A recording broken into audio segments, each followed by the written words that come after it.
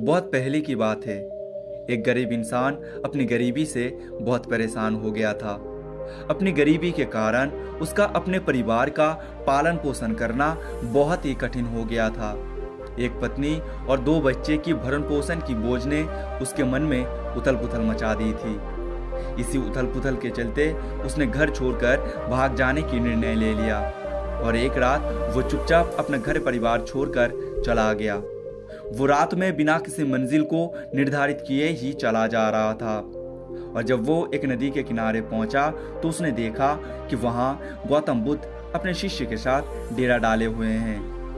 ये देख उसने निर्णय लिया कि वो भी सन्यासी हो जाएगा और भगवान बुद्ध का शिष्य बनकर उनके साथ ही विचरण करेगा। यह निर्णय लेकर वो गौतम बुद्ध के डेरे में जाकर उनके चरणों में गिर गया और उनसे विनती करने लगा कि वो उसे अपना शिष्य बनाकर अपने साथ ही रख ले।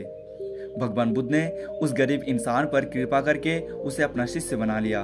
उसके बाद जब गौतम बुद्ध का काफिला आगे बढ़ा तो वो भी उन्हीं के साथ चल पड़ा।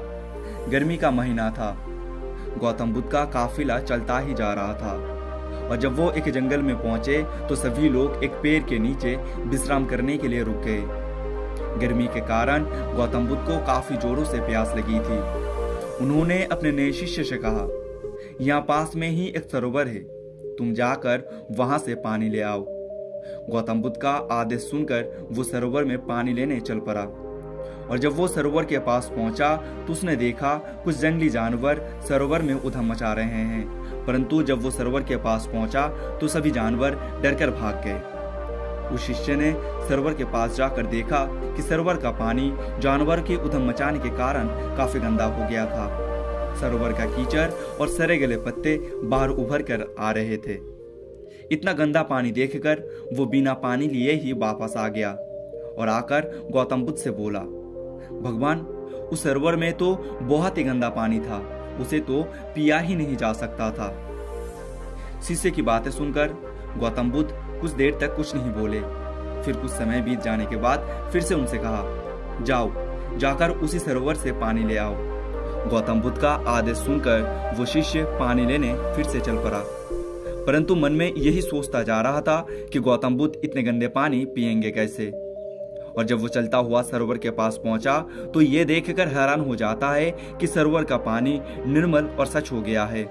वो पानी लेकर गौतम बुद्ध के पास आता है और उनसे यह प्रश्न करता है कि थोड़ी ही देर में सरोवर का पानी इतना साफ कैसे हो गया।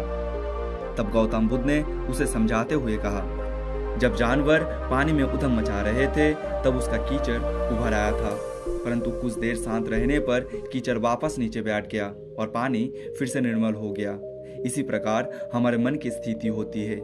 जीवन की भागदौड़ और कठिनाइयां हमारे मन में उथल पुथल पैदा कर देती है और तब हम गलत निर्णय लेते हैं। परंतु कोई भी निर्णय लेने से पहले अगर हम अपने मन को शांत रखें और धीरज पूर्वक बैठकर सोचे तो हमारे मन की वो उथल पुथल पानी भी कीचड़ की तरह नीचे बैठ जाती है।